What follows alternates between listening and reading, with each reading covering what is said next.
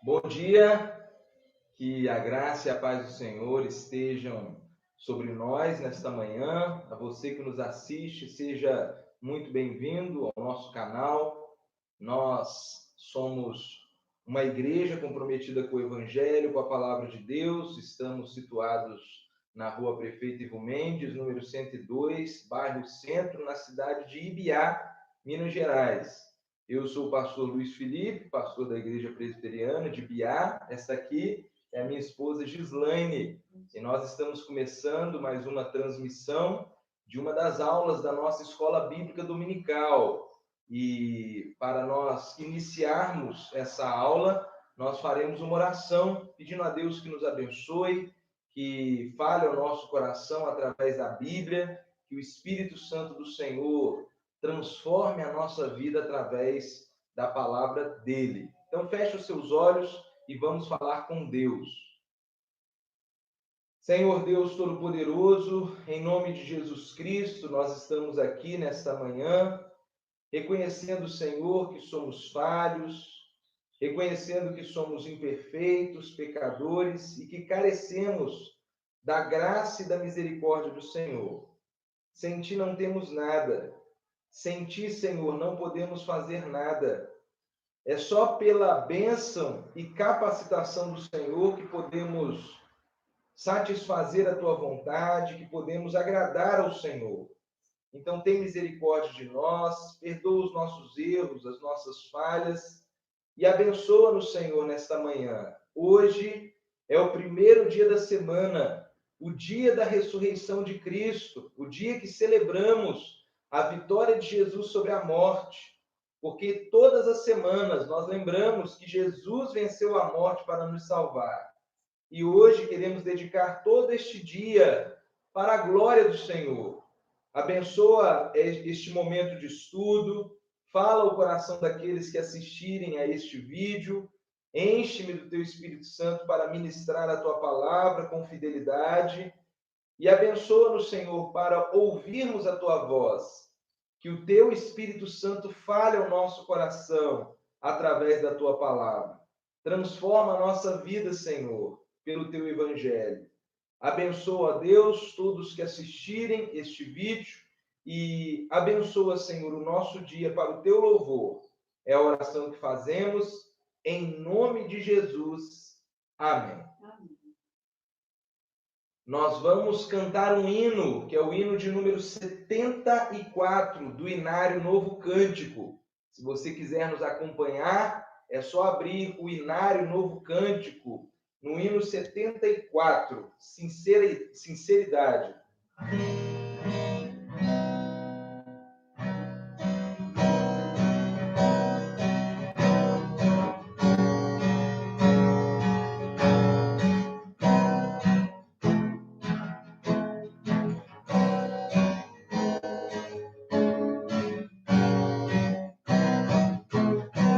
Jesus, Senhor, me achego a ti, tua ira santa mereci, o teu favor me estende aqui, aceita pecador, eu venho como estou, sim, venho como estou, porque Jesus por mim morreu, eu venho como estou. As minhas culpas grandes são, mas tu que não morreste em vão, me podes conceder perdão, aceita o pecador.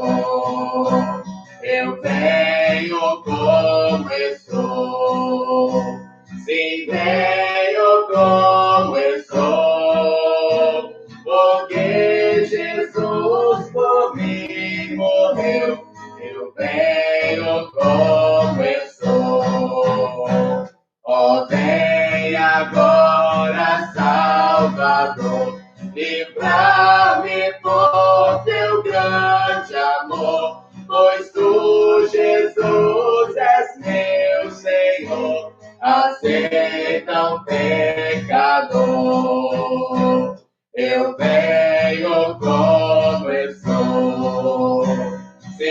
venho como estou, porque Jesus por mim morreu. Eu venho como estou.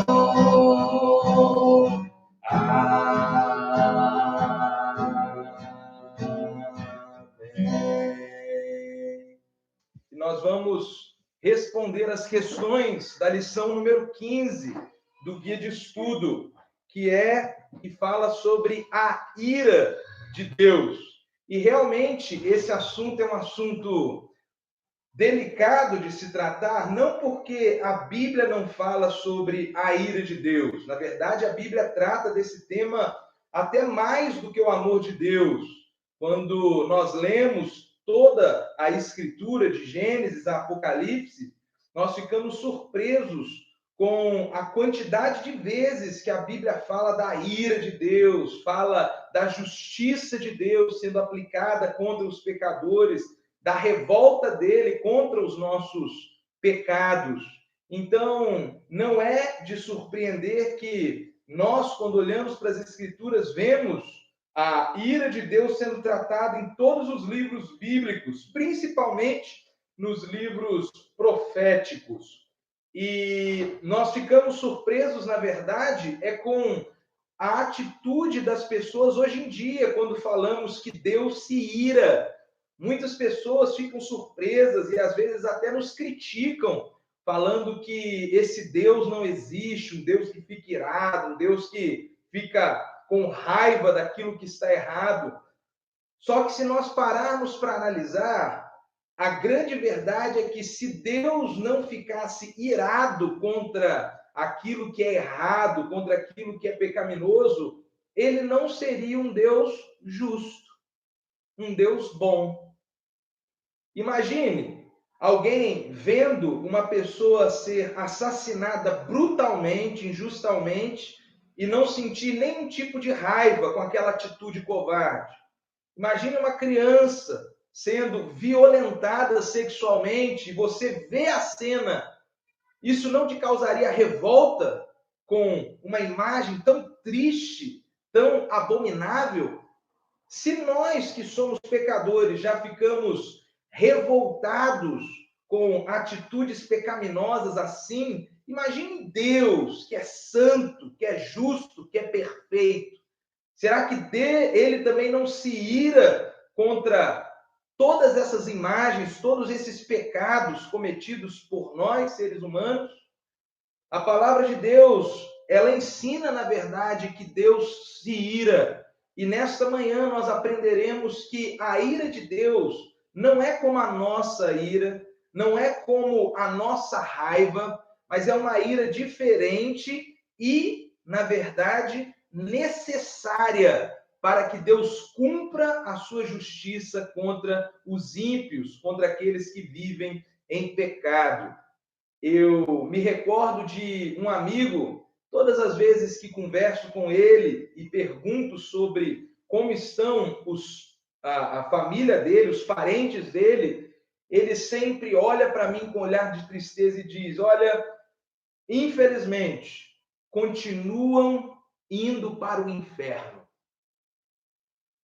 E eu fico surpreso porque todas as vezes que eu converso com esse amigo e pergunto sobre como estão os parentes dele, a família dele, a resposta é sempre a mesma. E ele me olha com um olhar de tristeza, de abatimento, e aquilo me surpreende, porque geralmente quando nós perguntamos para uma pessoa como está a sua família, a resposta da grande maioria, mesmo se tiver algum problema, está tudo bem. É isso que as pessoas costumam dizer.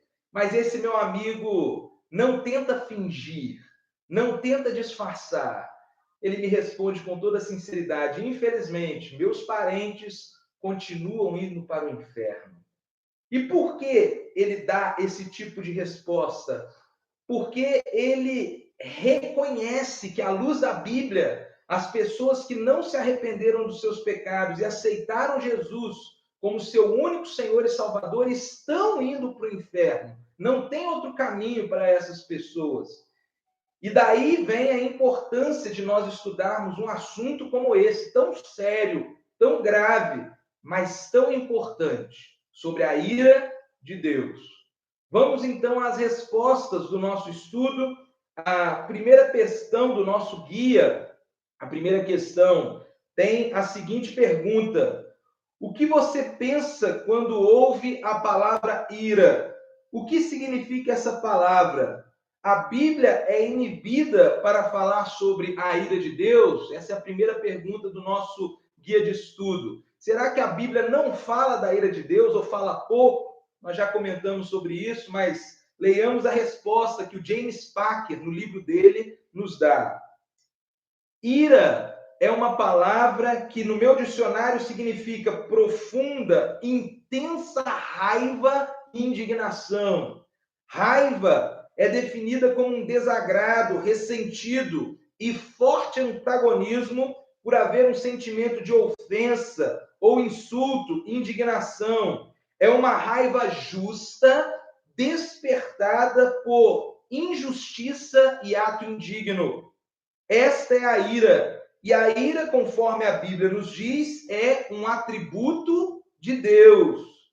E a Bíblia nunca foi inibida ao falar da ira.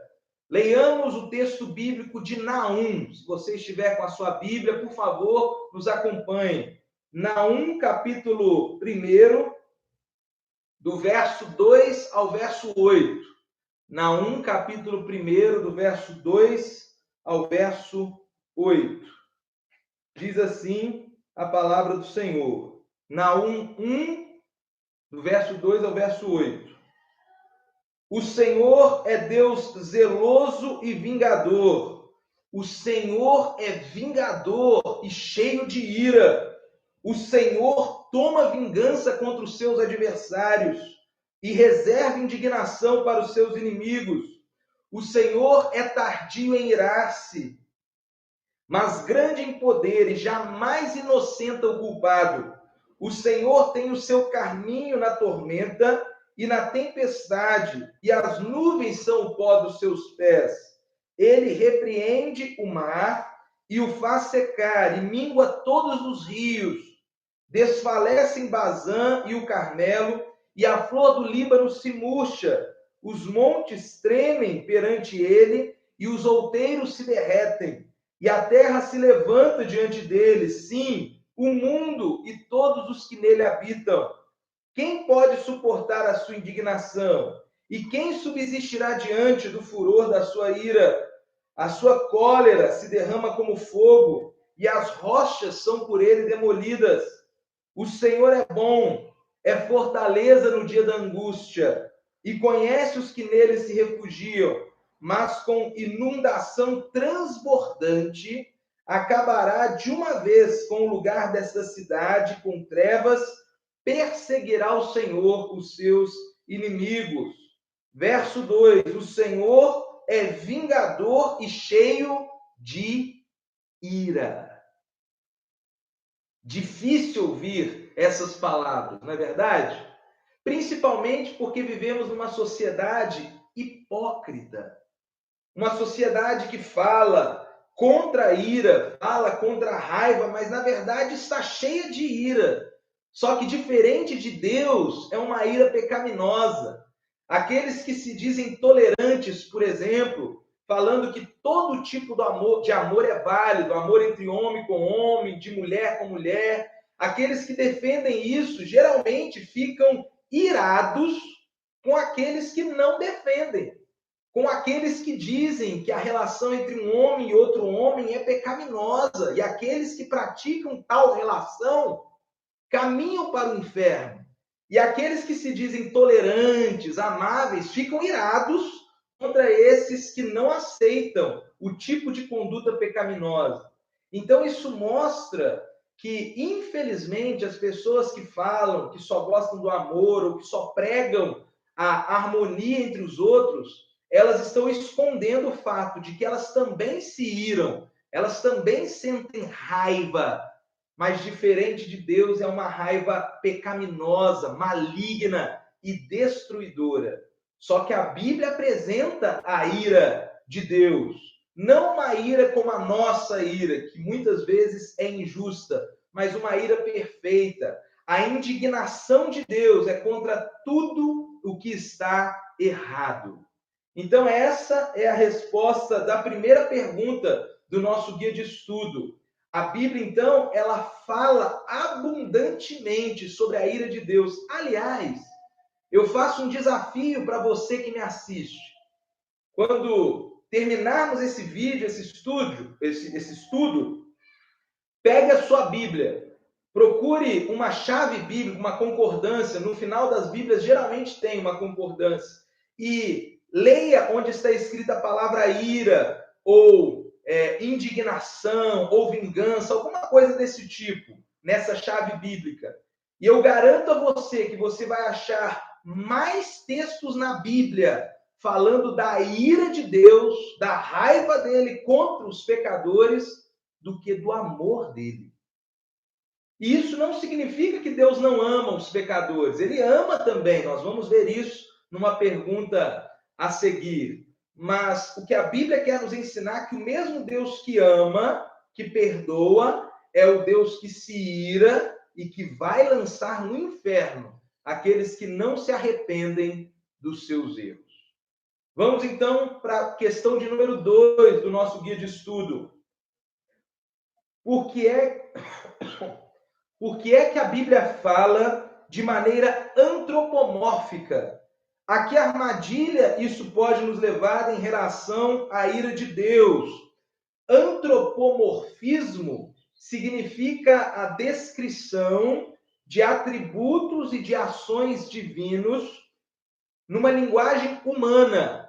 Por exemplo, quando a Bíblia fala que a mão de Deus está sobre o seu povo, protegendo o seu povo, é claro que Deus não tem mão, Deus é espírito, ele não tem corpo. Mas quando a Bíblia usa essa linguagem de a mão de Deus está protegendo o seu povo, é para descrever de um jeito que nós entendamos que Deus protege o seu povo. Então, antropomorfismo é a descrição de atributos e ações divinos numa linguagem humana. João Calvino, nas Institutas, ele diz que Deus usa essa linguagem humana para se comunicar conosco, porque nós somos como crianças. Sabe quando nós tentamos ensinar os pequeninos alguma coisa que é difícil deles entenderem? O que geralmente a gente faz?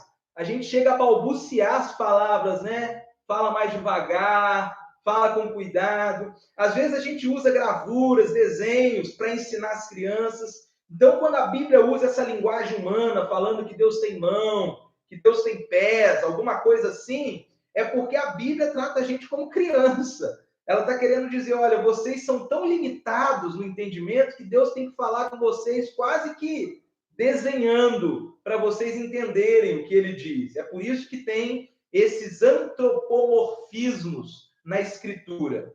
Agora, existe algum perigo da gente considerar essa ira de Deus antropomórfica como se fosse a nossa ira? Sim. E aí vem a resposta dessa segunda questão. A Bíblia utiliza isso para que haja uma comunicação mais fácil para entendermos. A armadilha é pensar que a ira de Deus é como a nossa, precipitada, descontrolada e injusta.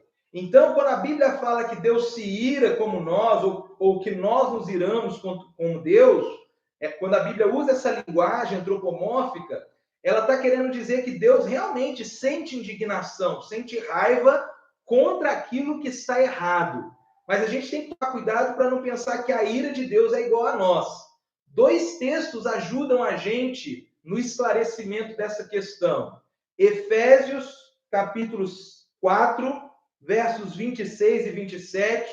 Se você quiser nos acompanhar, abra lá. Efésios, capítulo 4, versos 26 e 27. Diz assim a palavra de Deus: irai-vos e não pequeis, não se ponha o sol sobre a vossa ira, nem deis lugar ao diabo. Reparem bem nessa expressão, irai-vos e não pequeis. Então é possível uma pessoa ficar irada, ficar com raiva de alguma coisa ruim, de algum pecado, e ainda assim não cometer um pecado?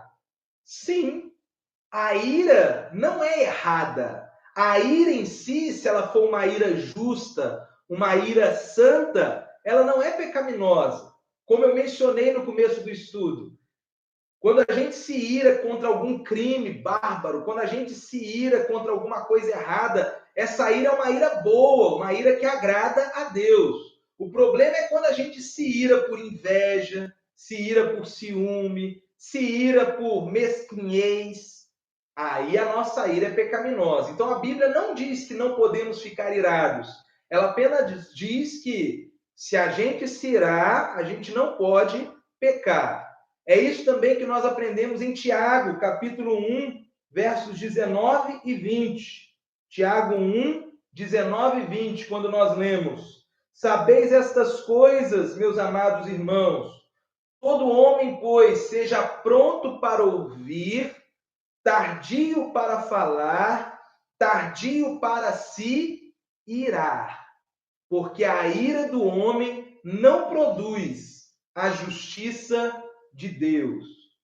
Notem bem essa expressão, a ira do homem não produz a justiça de Deus. Então, a ira de Deus é uma ira santa, justa, correta, mas a nossa ira, a ira do homem, na maioria das vezes, não produz a justiça de Deus, não é uma ira honesta por aquilo que realmente devemos nos irar. Então, com isso, nós respondemos a segunda questão do nosso guia. Vamos para a terceira. Quais são as duas considerações bíblicas que respondem à acusação de que a ira de Deus é cruel?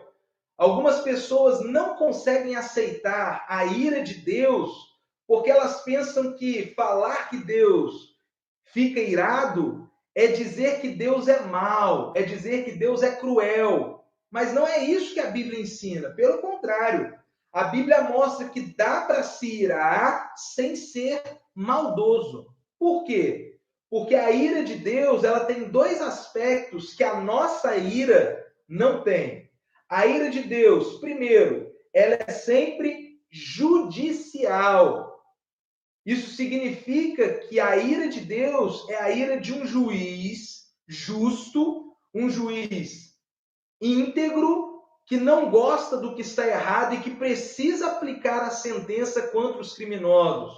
Então é uma ira judicial, de um juiz contra os criminosos. Mas a ira de Deus, ela é santa também, porque ela é uma ira merecida. Nós que somos os alvos da ira de Deus, nós fazemos com que Deus fique irado contra nós. Por quê? Porque nós pecamos. Nós desobedecemos a Deus constantemente.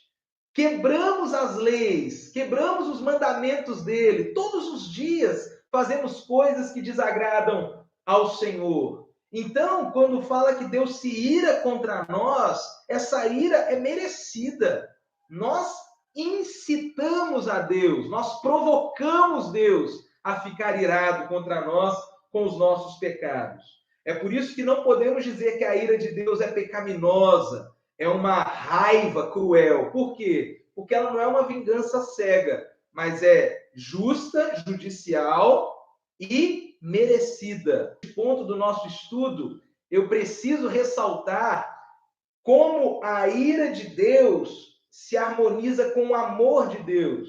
E para ilustrar essa harmonia, eu lembro de Jonathan Edwards. Muitos devem se lembrar que Jonathan Edwards foi um pregador do século XVIII, e Jonathan Edwards, ele pregou um sermão muito famoso na cidade de Enfield, em 1741. E o sermão, a mensagem que ele pregou, tinha o título de Pecadores nas mãos de um Deus irado. E segundo a história, dizem que as pessoas que estavam presentes na congregação de Enfield, quando ouviram esse sermão de Jonathan Edwards, ficaram desesperadas. Quando ele acabou a mensagem, Alguns historiadores dizem que as pessoas estavam agarradas às colunas do templo, estavam debaixo do banco, estavam com medo, porque na pregação Jonathan Edwards mostrou que Deus estava irado contra os nossos pecados, contra nós. E se nós não nos arrependêssemos, se aquelas pessoas não se arrependessem, elas seriam lançadas ao inferno. E isso provocou uma transformação naquela cidade, provocou um avivamento muito grande naquele lugar. Só que o mesmo Jonathan Edwards, que pregou pecadores na mão de um Deus irado, ele também pregou, alguns anos antes, em 1738, o seguinte sermão: o amor e seus frutos. Olha que interessante. O mesmo homem que prega que Deus está irado contra nós é o homem que prega que dá para ter amor e dá para experimentarmos os frutos desse amor. Isso significa, meus irmãos e amigos que nos assistem, que Deus é de fato um Deus que se ira contra tudo que está errado, mas também é um Deus amoroso, que está disposto a perdoar todos aqueles que se arrependem, todos aqueles que abandonam os seus erros. Um Deus que se ira, mas um Deus que ama e que perdoa aqueles que se arrependem. Questão de número 4 do nosso guia de estudo. Quais passagens da Bíblia Packer usa para dar apoio a esta afirmação que está no livro que nós estudamos? Antes que o inferno seja uma experiência infligida por Deus, é um estado que o próprio homem escolhe. Aí o James Packer, no livro, ele usa duas passagens da Bíblia para falar que o inferno é merecido, que as pessoas que vão para lá merecem estar lá. E os textos são João, capítulo 3, versos 17 a 21 e 36. João 3, 17 a 21 e 36, diz assim: porquanto Deus enviou o seu Filho ao mundo não para que julgasse o mundo, mas para que o mundo fosse salvo por ele, por Jesus. Quem nele crê não é julgado. O que não crê já está julgado, porquanto não crê no nome do unigênito Filho de Deus. O julgamento é este, que a luz veio ao mundo e os homens amaram mais as trevas do que a luz, porque as suas obras eram más. Pois todo aquele que pratica o mal aborrece a luz e não se chega para a luz, a fim de não serem arguidas as suas obras. Quem pratica a verdade aproxima-se da luz, a fim de que as suas obras sejam manifestas, porque feitas em Deus. Agora, João 3, verso 36. Por isso, quem crê no Filho tem a vida eterna. O que, todavia, se mantém rebelde contra o Filho, não verá a vida. Agora, preste atenção. Mas sobre ele permanece a ira de Deus. Sobre esta pessoa que não se arrepende dos pecados e que não aceita Jesus como seu único Senhor e Salvador, sobre esta pessoa que não recebe o Espírito Santo, sobre esta pessoa a ira de Deus permanece sobre ela e a carregará para o inferno se não se arrepender. Isso é muito sério. É uma verdade que assusta, mas uma verdade que nós precisamos lembrar se quisermos, de fato, conhecer o Deus que as Escrituras nos apresentam. Outro texto que o James Packer usa no livro para falar dessa ira de Deus é Mateus, capítulo 16. Mateus, capítulo 16, verso 24.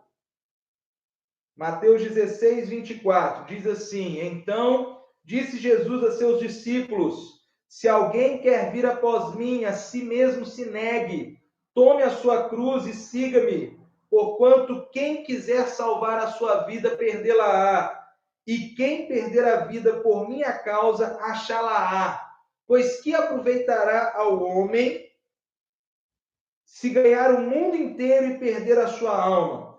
Ou que dará o homem em troca da sua alma? Porque o Filho do Homem, Jesus, há de vir na glória do seu Pai com os seus anjos, e então retribuirá a cada um conforme as suas obras. Repare nessa expressão, que Jesus retribuirá a cada um conforme as suas obras. A ira de Deus, então, é justa porque nós merecemos essa ira. Nós fizemos coisas para receber o julgamento de Deus sobre nós. A boa notícia é que dá para fugir dessa ira através de Jesus.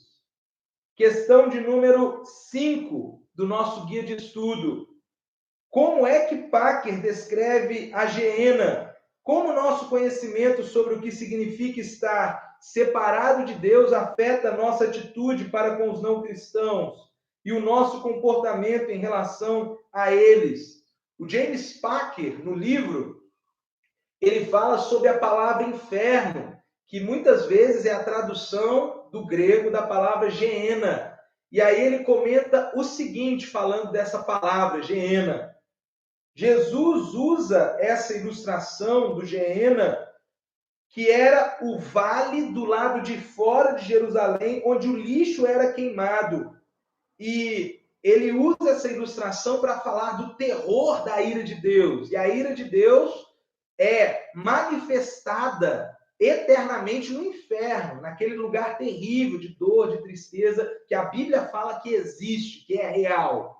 E o texto que fala desse Gehenna, desse lugar de fogo e tormento, o texto clássico, tem vários, mas é o texto de Marcos, capítulo 9. Eu vou convidá-lo a abrir sua Bíblia lá. Marcos, capítulo 9, verso 42 a 48. Marcos 9, 42 a 48 diz o seguinte: E quem fizer tropeçar a um destes pequeninos crentes, melhor lhe fora que se lhe pendurasse ao pescoço uma grande pedra de moinho e fosse lançado no mar. E se a tua mão te faz tropeçar, corta, pois é melhor entrares maneta na vida do que tendo as duas mãos ires para o inferno, Gehenna, para o fogo inextinguível, onde não lhes morre o verme, nem o fogo se apaga. E se o teu pé te faz tropeçar, corta-o.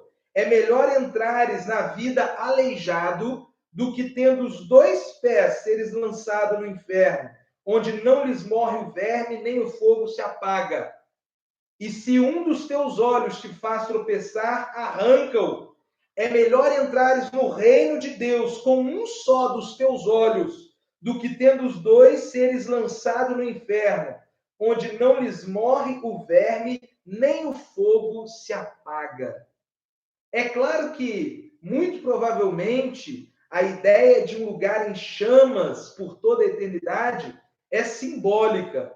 Talvez, e é muito provável que, de fato, não seja um fogo queimando no inferno, mas a ideia de um sofrimento eterno é verdadeira.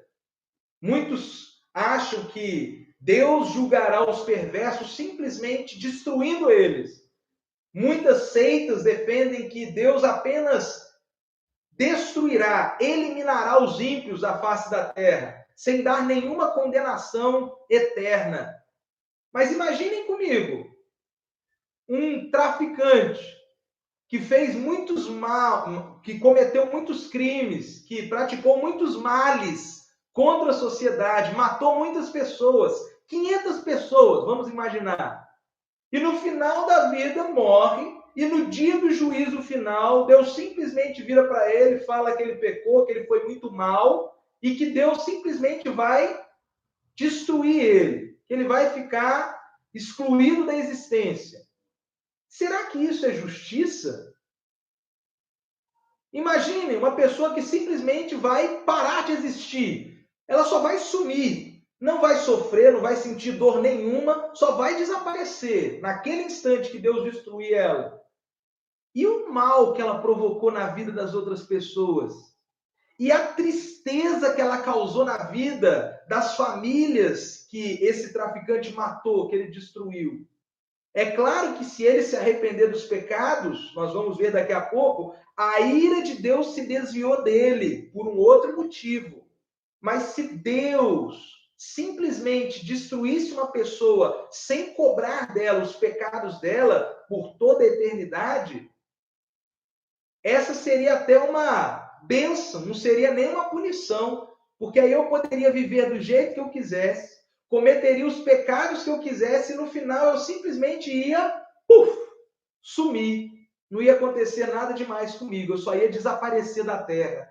Mas não é isso que as escrituras nos ensinam. A Bíblia fala do inferno e fala que é um lugar onde o verme não morre, ou seja, é eterno, e é um lugar de fogo porque é de sofrimento, é de dor angustiante, tanto psíquica, mental, como física, porque as pessoas que vão para o inferno, eles vão sofrer no corpo e na alma, infelizmente. Por isso, devemos fugir de lá urgentemente.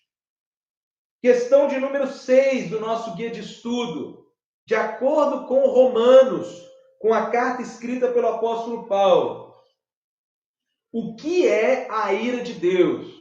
Agora o James Packer vai falar de como Romanos trata a ira de Deus. Então, se você puder, abra sua Bíblia no livro de Romanos. Romanos, no capítulo 2, nós vamos ver 3 aspectos da ira de Deus em Romanos. Romanos, capítulo 2, versos 5 e 6. Romanos 2, versos 5 e 6.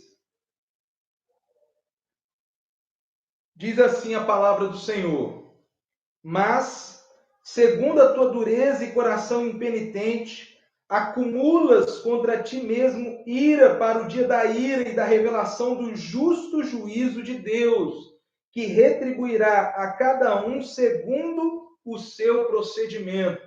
Então, o primeiro aspecto que a carta aos Romanos nos ensina sobre a ira de Deus é que ela é uma ira punitiva. A ira de Deus é punitiva. Deus não fica apenas irado e cruza os braços, olhando para os pecadores com tristeza e dizendo: puxa, eu não queria que eles vivessem assim, mas eu não posso fazer nada. Não. Deus, ele vai aplicar a sua ira, ele vai enfrentar as pessoas que desobedecem a ele. Então é uma ira que pune, que castiga. Segunda verdade sobre a ira de Deus em Romanos. Romanos capítulo 1, verso 18. Romanos 1, 18 diz assim: a ira de Deus se revela do céu contra toda impiedade e perversão dos homens que detêm a verdade pela injustiça. A ira de Deus se revela, e a expressão se revela que está no presente, do indicativo, que significa uma ação contínua, uma ação que acontece constantemente.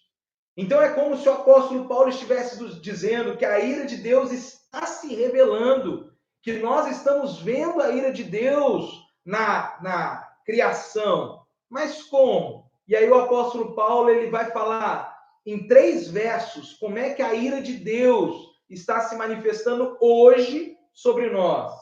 Verso 24.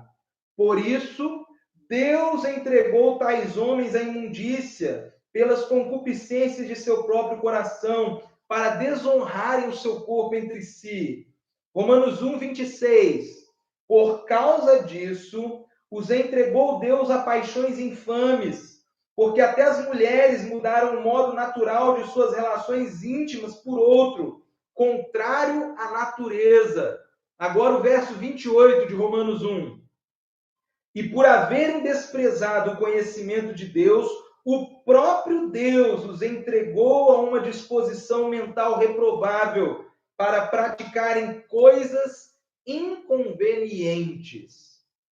A ira de Deus, então, está se revelando do céu, quando Deus está entregando os pecadores para viverem de acordo com as suas paixões carnais.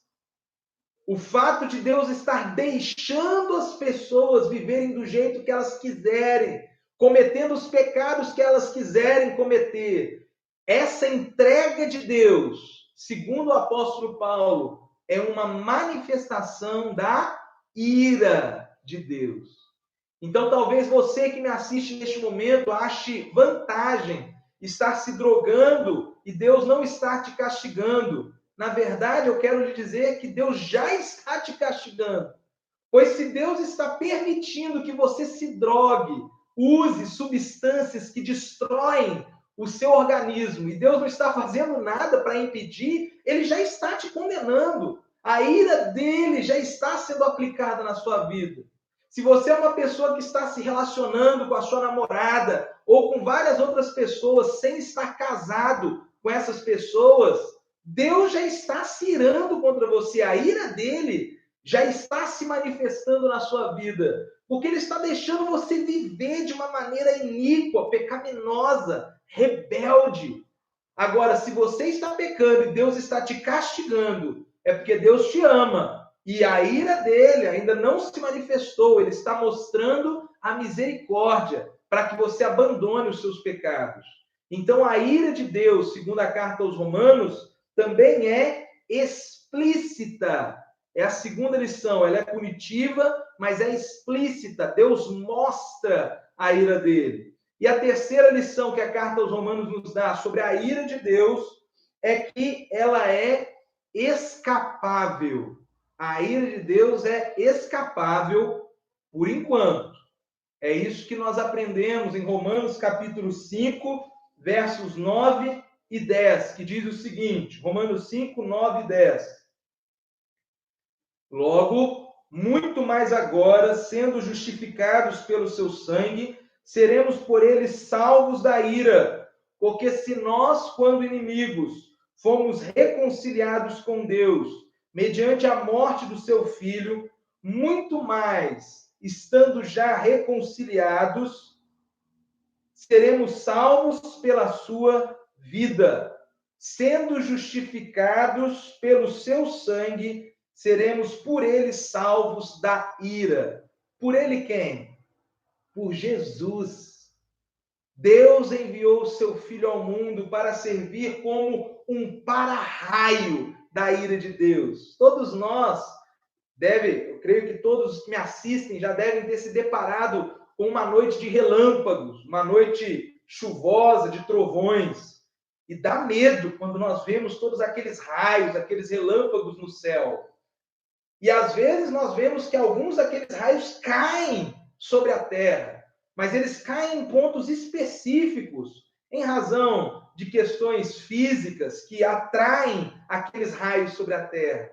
E nós podemos imaginar a ira de Deus como esses relâmpagos, esses raios, numa nuvem escura, caindo sobre a terra, sobre diversas pessoas. Mas aqueles que se protegem com um para-raio em suas casas podem ficar despreocupados, porque o relâmpago nunca cairá sobre a casa dessa pessoa, sobre a vida dela, porque o para-raio suga aquele relâmpago e não permite que a pessoa sofra as consequências daquele facho de luz. Jesus é o nosso para-raio. As pessoas que vão até Cristo, confessam seus erros, pedem perdão a Ele e acreditam que lá na cruz Jesus pagou todos os pecados dela. As pessoas que aceitam Jesus, aceitam que Ele ressuscitou dos mortos e aceitam Ele como seu dono, como o único Senhor da sua vida, elas recebem o Espírito Santo, elas nascem de novo e elas se desviam da ira de Deus, porque Jesus na cruz foi o nosso para-raio, mas só daqueles que creem em Jesus. Esses escapam da ira de Deus. Então são essas as três lições que a carta aos Romanos nos dá, segundo James Packer. A ira de Deus é punitiva, a ira de Deus é explícita e a ira de Deus é escapável, por enquanto, Dá para escapar dela. No futuro, não. Questão de número 7 do nosso guia de estudo. De que maneiras acontece a constante revelação universal da ira de Deus? Nós já respondemos. A ira de Deus está se revelando quando Deus permite que os pecadores vivam de acordo com seus próprios pecados, com suas próprias paixões carnais. É assim que a ira de Deus está se revelando hoje também. É uma das formas, né? Outra das maneiras da ira de Deus estar se revelando sobre nós hoje é com essa pandemia do coronavírus. Nós podemos dizer que a pandemia também é uma das manifestações da ira de Deus contra nós. Mas não é a pior, porque a pior manifestação da ira de Deus será o inferno. Questão de número 8 do guia.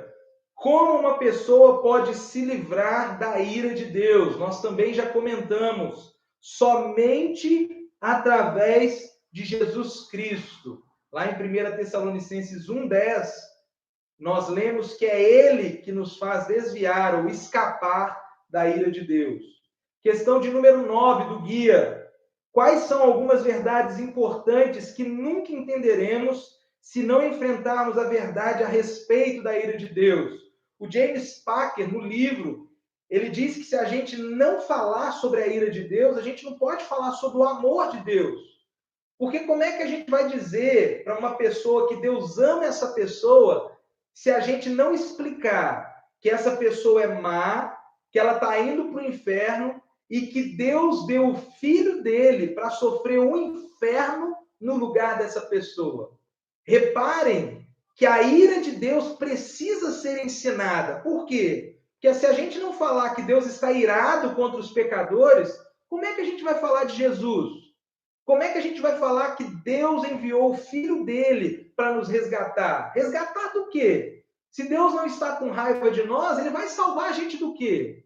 Então tem que falar da ira de Deus para poder falar do amor de Deus. Questão de número 10. De acordo com Arthur Walkington Pink, ou Arthur W. Pink, por que deveríamos meditar frequentemente sobre a ira de Deus? Esse Arthur Pink, ele nos dá 3 razões para a gente pensar nessa ira de Deus, que são válidas para nós. Primeira razão, devemos falar sobre a ira de Deus para que o nosso coração sinta ódio pelo pecado. Se a gente não acha que Deus vai ficar irado contra nós, a gente continua pecando. Segunda razão pela qual nós devemos falar sobre a ira. Nós precisamos falar sobre a ira de Deus para ter um verdadeiro temor na nossa alma, para nos preparar para o julgamento e vivermos em reverência diante do Senhor. E a terceira razão pela qual nós devemos falar sobre a ira de Deus é para levar a nossa alma a um louvor fervoroso a Jesus Cristo, por nos ter livrado da ira vindoura. Então, precisamos falar sobre esse assunto para lembrarmos que o pecado causa a ira de Deus. Precisamos falar disso para nos preparar para o julgamento de Deus. E precisamos falar desse assunto também para lembrarmos que Jesus sofreu a ira de Deus no lugar daqueles que creem nele. Questão de número 11 do nosso guia. Como você passaria no teste de prontidão para meditar sobre a ira de Deus? Essa é uma pergunta que James Packer faz em relação às pessoas que não gostam de falar desse assunto. Ele responde o seguinte: analisando a fim de ver se eu tenho desejo ou relutância em conhecer o Deus da Bíblia, com a sua ira, justiça, amor e etc. Em outras palavras, James Packer ensina o seguinte: se você não quiser conhecer sobre a ira de Deus, se você não gosta de estudar sobre esse assunto, então você não gosta de Deus. Porque o Deus da Bíblia é um Deus que ama, é um Deus misericordioso, é um Deus bondoso, mas o Deus da Bíblia também é um Deus que se ira. Também é um Deus de raiva, de furor. Então, se você só quer falar do amor de Deus, mas não da ira de Deus, você não quer falar de Deus.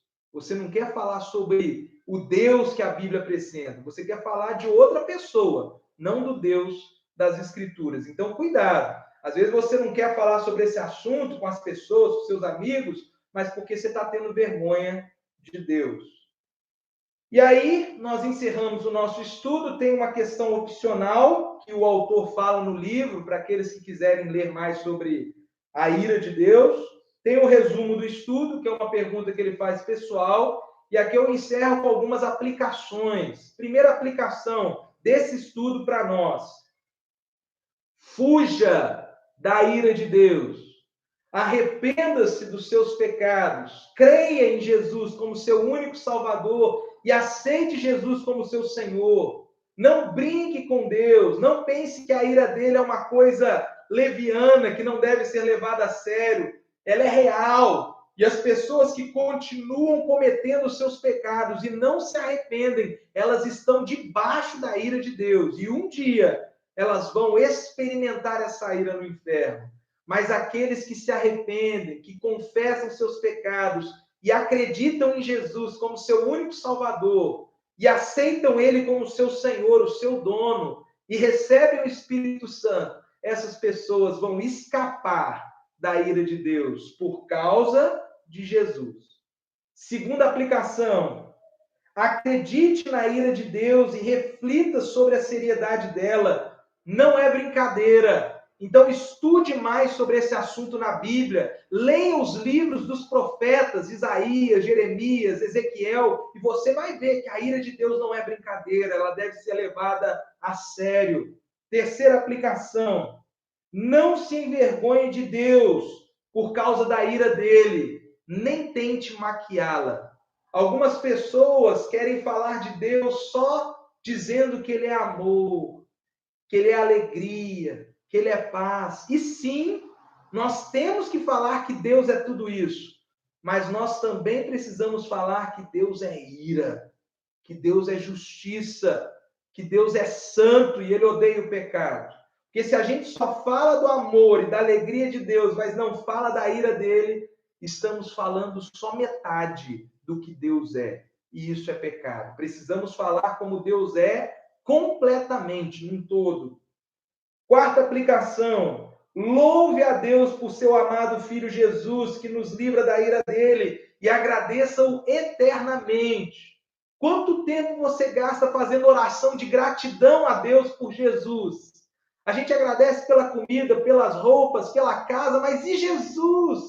Ele é o nosso maior presente, foi ele que sofreu a ira de Deus no nosso lugar na cruz. Então agradeça, gaste tempo orando, falando, Senhor, muito obrigado por Jesus Cristo, porque através dele eu sou liberto da ira do Senhor. Agradeça por Jesus. Quinta aplicação, vigie e jamais volte a ser um alvo da ira de Deus.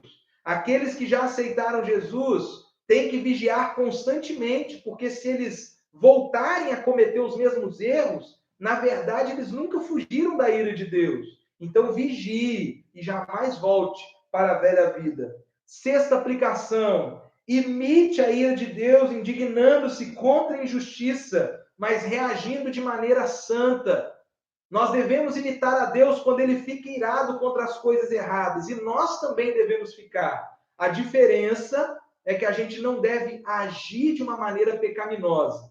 Por isso que a Bíblia diz que quando a gente estiver irado, é melhor respirar fundo, pensar antes de agir. Porque a ira do homem não produz a justiça de Deus. Mas a gente deve imitar a Deus com essa indignação. E última aplicação, ore por aqueles que estão sob a ira de Deus, os descrentes, e pregue Cristo a eles. Lembram-se daquele meu amigo, no começo do estudo que eu mencionei? Todas as vezes que eu pergunto a ele, como está a sua família, seus parentes, ele diz, infelizmente, continuam indo para o inferno. E se eu perguntasse a você que me assiste agora, como está seu marido? Qual seria a sua resposta? Ah, ele está bem, pastor Luiz Felipe, está muito bem. Ele não tem Jesus, ele não se arrependeu dos pecados, mas está tudo bem. Não está, não. Como está seu pai, sua mãe, seus filhos? Se eles ainda não se arrependeram e não aceitaram Jesus, não está tudo bem. Eles estão indo para o inferno. E você está falando que está tudo bem? Não pode. Nós precisamos orar por essas pessoas. Nós precisamos pedir que Deus toque o coração delas. E precisamos alertá-las, dizer, arrependa-se, aceite Jesus. Porque se você continuar vivendo essa vida de pecado, você vai para o inferno. Isso é demonstração de amor. Então, que Deus nos abençoe e que nós oremos e preguemos sobre a ira de Deus para livrar os pecadores do inferno. Vamos orar. Senhor Deus Todo-Poderoso, a ira do Senhor não é brincadeira. A Bíblia fala da ira do Senhor e devemos falar dela também. Muitas vezes fingimos que não estamos vendo nossos amigos, nossos parentes indo para o inferno. Muitas vezes dizemos que está tudo bem, quando na verdade a gente sabe que não está bem. Então, Senhor, toca o nosso coração para que nós choremos, para que nós clamemos por aquelas pessoas na nossa família, pelos nossos vizinhos, por aqueles que conhecemos que ainda não aceitaram Jesus. E que nós tenhamos amor por essas pessoas, que nós preguemos Jesus para essas pessoas e que nós não deixemos de orar pela vida dessas pessoas. E faze-nos, Senhor, nos preparar para o dia do julgamento do Senhor. É a oração que nós fazemos com perdão dos nossos pecados, em nome de Jesus. Amém. Que Deus o abençoe e você está convidado a participar conosco do estudo neste domingo, às 19h30, pregação no livro de Oséias. Fiquem todos na paz do Senhor.